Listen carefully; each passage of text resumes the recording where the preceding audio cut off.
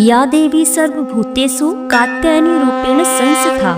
नमस्तस्यै नमस्तस्यै नमस्तस्यै नमो नमः। जय माता दी। सभी को नवरात्रि के छठे दिन की हार्दिक शुभकामनाएं। प्रिय श्रोताओं, आज आश्विन शुक्ल पक्ष की षष्ठी तिथि है और नवरात्रि की षष्ठी तिथि देवी कात्यायनी को समर्पित है। इस दिन माँ दुर्गा के कात्यायनी स्वरूप की पूजा की जाती है। माता का यह स्वरूप संयम और साधना का प्रतीक है। माँ कात्यायनी देवी दुर्गा आदि शक्ति के 9 रूपों में सबसे छोटा स्वरूप देवी कात्यायनी का है। कात्यायनी माता की पूजा करने से विवाह से जुड़ी समस्याओं से छुटकारा मिलता है। इतना ही नहीं, जो भक्त माँ कात्यायनी की पूजा करता है उन्हें मनचाहा जीवन साथी मिलता है। कन्या के शीघ्र विवाह के लिए इनकी पूजा अद्भुत मानी जाती है। आश्विन मास की षष्ठी तिथि को नवरात्रि का कात्यायनी माता का व्रत किया जाता है। आज के दिन भक्ति भाव से माता कात्यायनी की व्रत कथा पढ़ने अथवा श्रवण करने से धन, वैभव, पद प्रतिष्ठा की प्राप्ति होती है। तो आज मैं आपको सुना रही हूँ आश्विन नवरात्रि में सुनी जाने वाली माता कात्यायनी की बड़ी ही दुर्लभ एवं पौराणिक कथा। तो आप सभी भक्तगण इन कथाओं को बड़ी ही श्रद्धा तथा प्रसन्नचित मन से अवश्य सुनिएगा। लेकिन उससे पहले आप सभी का बहुत बहुत धन्यवाद जो हमारे चैनल पर हर दिन इन कथाओं को सुनते हैं और वीडियो को लाइक करके साथ साथ कमेंट भी करते हैं। उम्मीद करते हैं कि आप आने वाले समय में भी हमारे चैनल पर इसी तरह अपना प्यार बनाए रखेंगे। हमारे चैनल पर हर दिन नियम से श्री दुर्गा सप्तशती के पाठ भी सुनाए जाते हैं। अगर आपने इन कथाओं को नहीं सुना है तो एक बार इन कथाओं को भी अवश्य सुन लीजिएगा। तो अब सुनिए माँ कात्यायनी की पौराणिक कथा। कथा के अनुसार कट नामक एक प्रसिद्ध महर्षि थे। उनके पुत्र का नाम कात्य ऋषि था। इन्हीं कात्य के गोत्र में विश्व प्रसिद्ध महर्षि कात्यायन उत्पन्न हुए थे। महर्षि कात्यायनी की 3 पीढ़ियों से कोई कन्या उत्पन्न नहीं हुई और वे आदि शक्ति के पुजारी थे। वे चाहते थे कि उनके घर में माता भगवती पुत्री के रूप में जन्म लें और इसी तरह देवी दुर्गा की कई वर्षों तक उन्होंने कठिन तपस्या की। तपस्या से प्रसन्न होकर माता ने महर्षि के सामने प्रकट होकर वर मांगने को कहा। जब महर्षि कात्यायन ने कहा कि मेरी इच्छा है कि मेरे घर में माता भगवती पुत्री के रूप में जन्म ले, माँ भगवती ने उनकी प्रार्थना स्वीकार कर ली। माँ का जन्म महर्षि कात्यायन के आश्रम में ही हुआ था। माँ का लालन पोषण कात्यायन ऋषि ने ही किया था। पुराणों के अनुसार जिस समय महिषासुर नाम के राक्षस का अत्याचार बहुत अधिक बढ़ गया था, उस समय में त्रिदेवों के तेज से माँ की उत्पत्ति हुई थी। माँ ने ऋषि कात्यायन के यहाँ आश्विन मास के कृष्ण पक्ष की चतुर्थी तिथि के दिन जन्म लिया था। इसके बाद ऋषि कात्यायन ने उनका 3 दिनों तक पूजन किया था। माँ ने दशमी तिथि के दिन महिषासुर का अंत किया और इसके बाद शुंभ और निशुंभ ने भी स्वर्ग लोक पर आक्रमण करके देवराज इंद्र का सिंहासन छीन लिया था और नवग्रहों को बंधक बना लिया था। अग्नि और वायु का बल भी पूरी तरह उनसे छीन लिया गया था। उन दोनों ने देवता का अपमान करके उन्हें स्वर्ग से भी निकाल दिया था। इसके बाद सभी देवताओं ने माँ की स्तुति की और उसके बाद माँ ने शुंभ निशुंभ का अभिवत करके देवताओं को इस संकट से मुक्ति दिलाई थी, क्योंकि माँ ने देवताओं का यह वरदान दिया था कि वह संकट के समय उनकी रक्षा अवश्य ही करेंगे। माँ कात्यायनी को ब्रजमंडल की अधिष्ठात्री देवी भी कहा जाता है।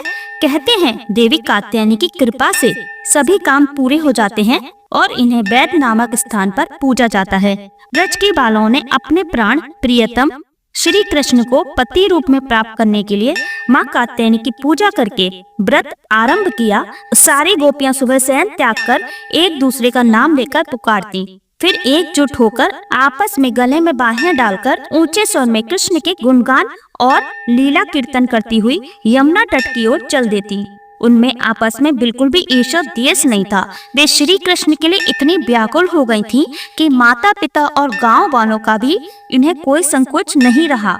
उन्होंने अपना कुल, परिवार, धर्म, संकोच सब कुछ भगवान कृष्ण के चरणों में अर्पित कर दिया था। ये सारी गोपियां यमुना जी में स्नान करती।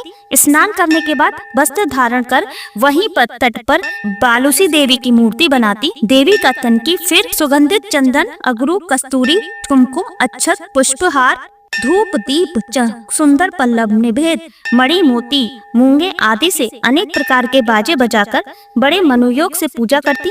कात्यायनी देवी श्री कृष्ण मंत्रा अधिष्ठात्री हैं, दुर्गा हैं। गोपियों ने केवल भविष्य खाकर 1 मास तक माँ की आराधना की। गोपियां मूंगे की माला से इस प्रकार मंत्र का 1 सहस्त्र जप करती और कहती, हे कात्यायनी, हे महायोगिनी, हे अधीश्वरी, आप नंदन श्री कृष्ण को हमारा पति बना दीजिए।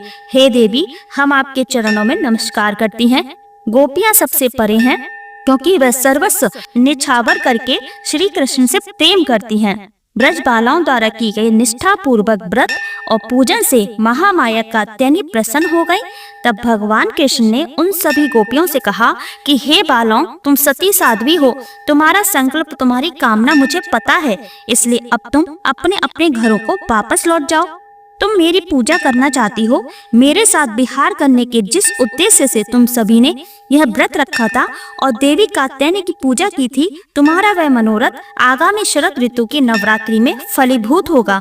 इस प्रकार कहा जाता है कि गोपियों को भगवान कृष्ण की प्राप्ति हो गई थी। माँ कात्यायनी की पूजा करने के लिए, अपनी मनोवांछित कामना की पूर्ति के लिए आज के दिन माँ कात्यायनी को 16 श्रृंगार की सामग्री अर्पित करके किसी सुहागिन महिला को श्रृंगार की सामग्री दान में देनी चाहिए।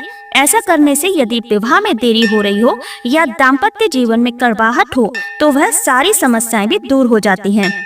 आइए अब सुनते हैं माता रानी की एक और कथा। माँ दुर्गा को शेरावाली के नाम से पुकारने के पीछे एक कथा भी प्रचलित है। इस कथा के अनुसार भगवान शिव को अपने पति के रूप में पाने के लिए माँ पार्वती ने हजारों वर्षों तक तपस्या की थी। इस तपस्या का तेज इतना अधिक था कि पार्वती माता का गोरा रंग सांवला पड़ गया था। लेकिन तपस्या सफल हुई और माँ पार्वती को भगवान शिव पति के रूप में प्राप्त हुए।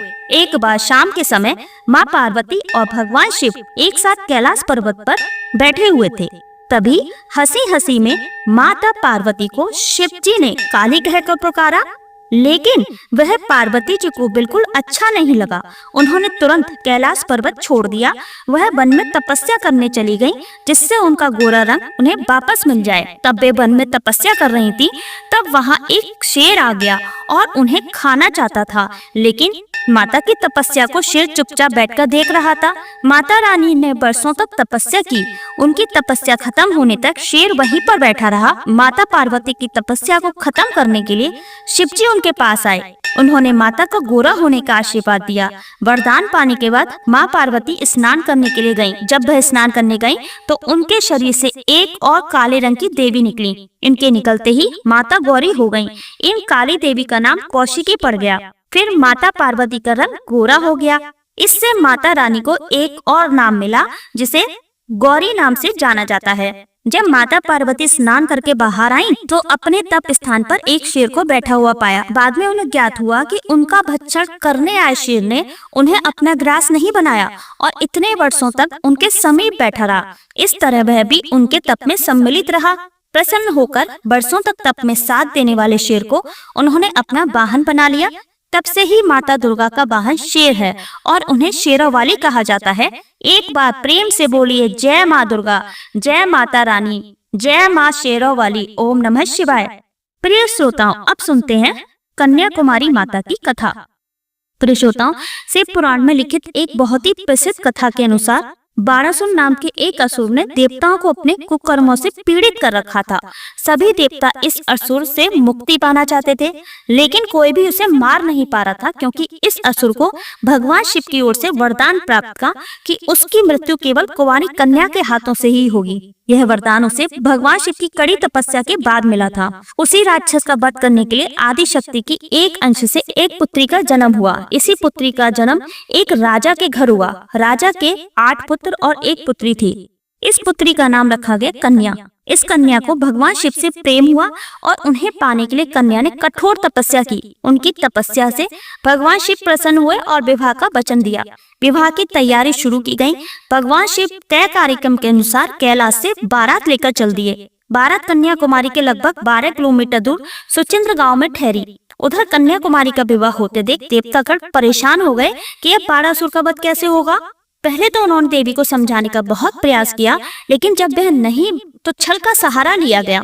विवाह का समय ब्रह्मा मुहूर्त रखा गया, लेकिन नारद जी ने आधी रात को ही मुर्गे का रूप लेकर बात दे दी। शिव जी को लगा कि सुबह हो गई और वह ब्रह्मा मुहूर्त पर नहीं पहुंच पाएंगे, इसलिए भोलेनाथ बारात वापस लेकर कैलाश पर्वत पर लौट गए। उधर दुल्हन के रूप में तैयार देवी ने जब देखा कि बारात नहीं आई तो वह दुख और क्रोध से भर उठी। उन्होंने क्रोध में आकर बारात के लिए बना सारा भोजन समुद्र में फेंक दिया। कहा जाता है कि कन्याकुमारी की तट की रेंज में आज भी कई रंग बिरंगी पत्थर के कण मिलते हैं जो देखने में दाल चावल जैसे लगते हैं। प्रिय श्रोताओं, बारात लौटने के बाद देवी कुमारी के दिव्य सौंदर्य की चर्चा बाणासुर तक भी पहुंच गई। उसने देवी के पास विवाह का प्रस्ताव भेजा। देवी के मना करने पर वह जबरदस्ती पर उतारू हो गया। तब बाणासुर और देवी में भयंकर युद्ध हुआ, जहां देवी ने चक्र से उसका वध कर दिया। बाणासुर के वध के बाद परशुराम और नारद जी ने देवी के कलयुग के आखिरी तक उसी जगह पर रहकर आसुरी शक्तियों से लड़ने की प्रार्थना की, जिसे उन्होंने स्वीकार भी कर लिया। इसके बाद परशुराम ने समुद्र तट पर एक विशाल मंदिर की स्थापना की, जहाँ कन्या रूपी देवी को स्थापित किया गया। मंदिर में देवी की काली पत्थर की प्रतिमा है। उनके दाएं हाथ में एक कमल है। प्रिय श्रोताओं, उन्हें देखने पर ऐसा लगता है मानो 16 श्रृंगार में देवी आज भी शिव जी के आने का इंतजार कर रही हो। एक बार प्रेम से बोलिए जय माता दी, कन्याकुमारी की जय हो, कात्यायनी माता की जय हो, ओम नमः शिवाय। प्रिय श्रोताओं, आइए अब श्रवण करते हैं दुर्गा सप्तशती का 5वां अध्याय, जिसे सुनना आज के लिए अति आवश्यक होता है। तो सबसे पहले हम माँ का ध्यान करते हैं, जो अपने कर कमलों में घंटा, शूल, हल, शंख, मूसल, चक्र, धनुष और बाण धारण करती हैं। शरद ऋतु को शोभा संपन्न चंद्रमा के समान जिनकी मनोहर कांति है, जो तीनों लोकों की आधारभूता हैं, शुंभ आदि दैत्यों का नाश करने वाली हैं, तथा गौरी के शरीर से जिनका प्राकट्य हुआ है, उन महासरस्वती देवी का मैं निरंतर भजन करती हूँ।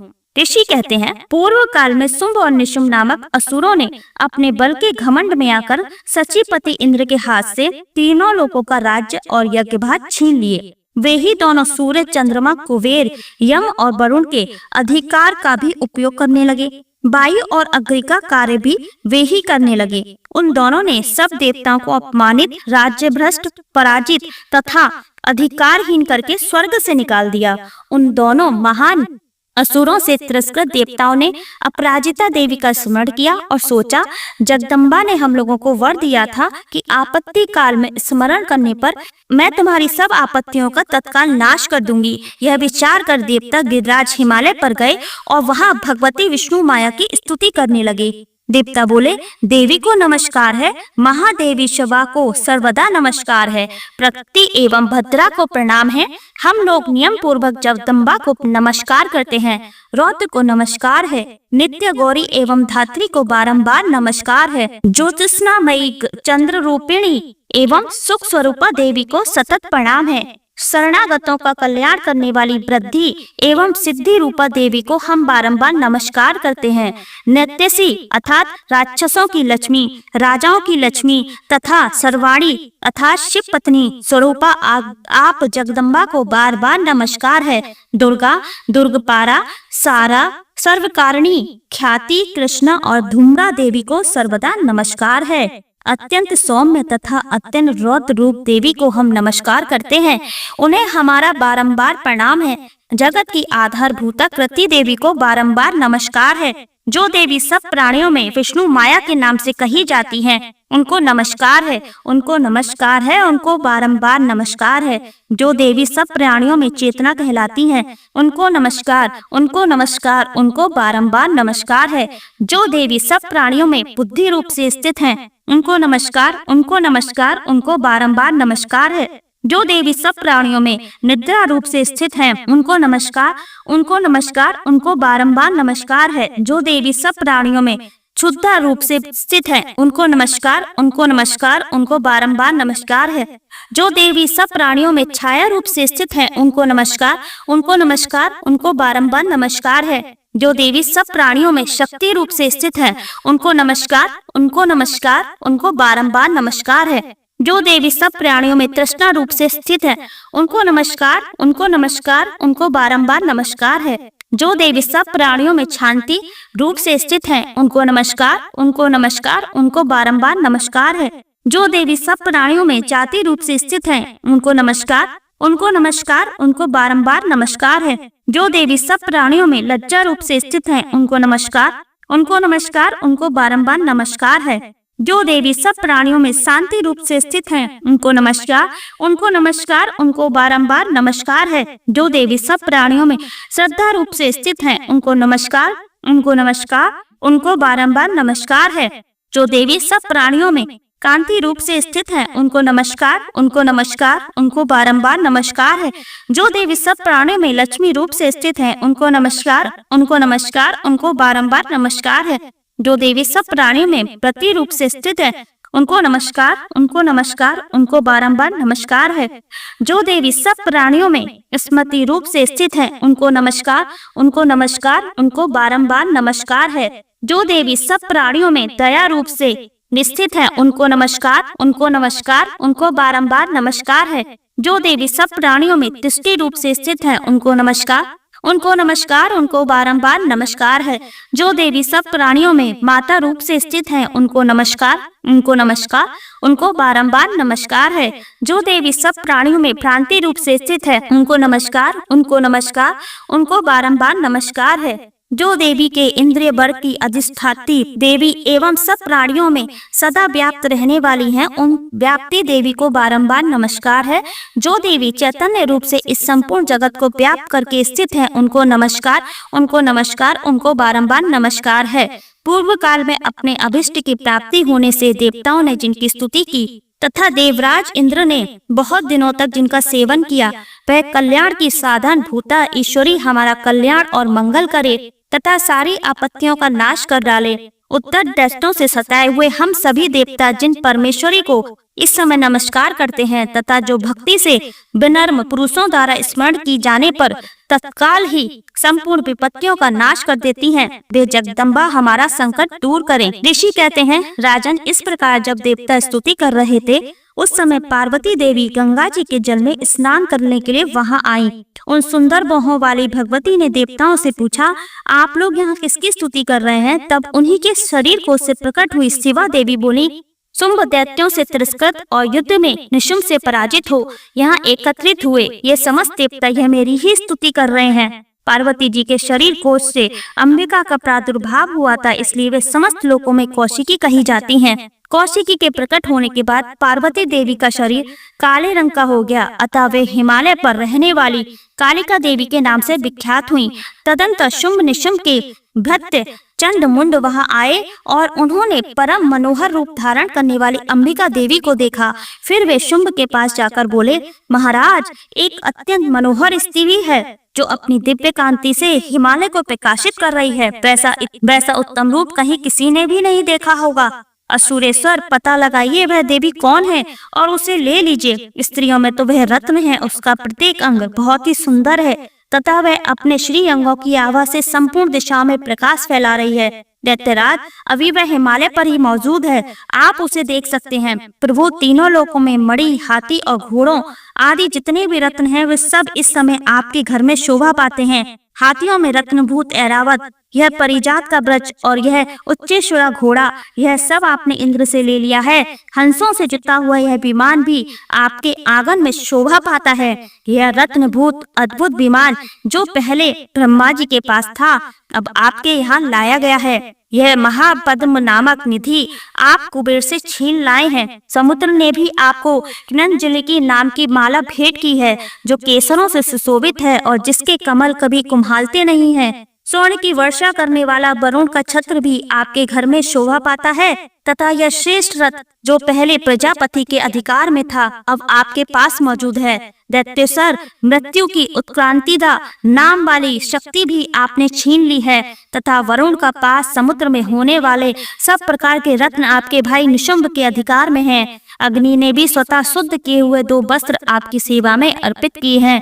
दैत्यराज, इस प्रकार सभी रत्न आपने एकत्रित कर लिए हैं और फिर जो यह स्त्रियों में रत्न रूप कल्याणमयी देवी है, इसे आप क्यों नहीं अपने अधिकार में कर लेते? ऋषि कहते हैं, चंडमुंड का यह वचन सुनकर शुंभ ने महादैत्य सुग्रीव को दूत बनाकर देवी के पास भेजा और कहा, तुम मेरी आज्ञा से उसके सामने ये बात कहना और ऐसा उपाय करना जिससे प्रसन्न होकर वह शीघ्र ही यहाँ आ जाए। वह दूत पर्वत के अत्यंत रमणीय प्रदेश में जहाँ मौजूद की वहाँ गया और मधुर वाणी में कोमल वचन बोला। दूत बोला, देवी दैत्यराज शुंभ इस समय तीनों लोगों के परमेश्वर हैं। मैं उन्हीं का भेजा हुआ दूत हूँ और यहाँ तुम्हारे पास आया हूँ। उनकी आज्ञा सदा सब देवता एक स्वर से मानते हैं, कोई उसका उल्लंघन नहीं कर सकता। वे संपूर्ण देवताओं को परास्त कर चुके हैं। उन्होंने तुम्हारे लिए जो संदेश दिया है उसे सुनो। संपूर्ण त्रिलोकी मेरे अधिकार में है, देवता भी मेरी आज्ञा के अधीन चलते हैं। संपूर्ण यज्ञों के भागों को मैं ही पृथक पृथक भोगता हूँ। तीनों लोकों में जितने श्रेष्ठ रत्न हैं वे सब मेरे अधिकार में हैं। देवराज इंद्र का वाहन ऐरावत जो हाथियों में रत्न के समान है मैंने छीन लिया है। क्षीर सागर का मंथन करने से जो अश्व रत्न उच्चेश्वरा प्रकट हुआ था उसे देवताओं ने मेरे पैरों पर पकड़कर समर्पित किया है। सुंदरी, उनके सिवा और भी जितने रत्नभूत पदार्थ देवताओं, गंधर्वों और नागों के पास थे वे सब मेरे ही पास आ गए हैं। देवी, हम लोग तुम्हें संसार की स्त्रियों में रत्न मानते हैं, अतः तुम हमारे पास आ जाओ, क्योंकि रत्नों का उपभोग करने वाले हम ही हैं। चंचल कटाक्षों वाली सुंदरी, तुम मेरी या मेरे भाई महापराक्रमी निशुंभ की सेवा में आ जाओ, क्योंकि तुम रत्न सुरत्पा हो। मेरा वर्ण करने से तुम्हें तुलना रहित महान ऐश्वर्य की प्राप्ति होगी और अपनी बुद्धि से विचार कर तुम मेरी पत्नी बन जाओ। ऋषि कहते हैं, दूत के यह कहने पर कल्याणमयी भगवती दुर्गा देवी जो इस जगत को धारण करती हैं, मन ही मन गंभीर भाव से मुस्कुराई और इस प्रकार बोली। देवी ने कहा, दूत, तुमने सत्य कहा है, इसमें तनिक भी मिथ्या नहीं है। तुम तीनों लोगों के स्वामी हैं और निशुंभ भी उसी के समान पराक्रमी है, किंतु इस विषय में मैंने जो प्रतिज्ञा कर ली है उसे मिथ्या कैसे करूं? मैंने अपनी अल्प बुद्धि के कारण पहले से ही जो प्रतिज्ञा कर रखी है उसे सुनो। जो मुझे संग्राम में जीत लेगा, जो मेरी अभिमान को चूर्ण कर देगा तथा संसार में जो मेरे समान बलवान होगा वही मेरा स्वामी होगा। इसलिए शुंभ अथवा महादैत्य निशुंभ स्वयं ही यहाँ पधारें और मुझे जीतकर शीघ्र ही मेरा परिग्रहण कर लें। इसमें विलंब की क्या आवश्यकता है? दूत बोला, देवी, तुम घमंड में भरी हो, मेरे सामने ऐसी बातें ना करो। तीनों लोकों में ऐसा कौन सा पुरुष है जो शुंभ निशुंभ के सामने खड़ा हो सके? देवी, अन्य दैत्यों के सामने भी सारे देवता युद्ध में नहीं ठहर सकते, फिर तुम अकेली स्त्री होकर कैसे ठहर सकती हो? जिन शुंभ आदि दैत्यों के सामने इंद्र आदि सब देवता भी युद्ध में खड़े नहीं हुए, उनके सामने तुम स्त्री होकर कैसे जाओगी? इसलिए तुम मेरे ही कहने से शुंभ निशुंभ के पास चली चलो। ऐसा करने से तुम्हारे गौरव की रक्षा होगी, अन्यथा जब वे केश पकड़कर घसीटेंगे तब तुम्हें अपनी प्रतिष्ठा खोकर जाना पड़ेगा। देवी ने कहा, तुम्हारा कहना ठीक है, शुंभ बलवान है और निशुंभ भी बड़े पराक्रमी है, किंतु क्या करूं? मैंने पहले ही बिना सोचे समझे प्रतिज्ञा कर ली है, अतः अब तुम जाओ। मैंने तुमसे जो कुछ कहा है वह सब दैत्यराज से आदर पूर्वक कहना, फिर वे जो उचित जान पड़े करें। जय माता दी। ओम नमः शिवाय। जय माँ शेरों वाली। प्रिय भक्तगणों, उम्मीद करती हूँ आपको ये कथा अत्यंत ही पसंद आई होगी और दुर्गा सप्तशती का यह पाठ अवश्य ही पसंद आया होगा। अगर आपको यह कथा और दुर्गा सप्तशती का पाठ पसंद आया है तो लाइक जरूर कर दीजिए और चैनल को सब्सक्राइब करके बेल आइकन का बटन अवश्य ही दबा दीजिए और कमेंट में माँ कात्यायनी देवी अवश्य लिखिएगा। आपका जीवन सदा मंगलमय और धन संपदा से भरा रहेगा। इस कामना के साथ आपके साथ विदा लेते हैं। मिलते हैं अपने अगले वीडियो में, तब तक के लिए धन्यवाद। जय माता दी। ओम नमः शिवाय।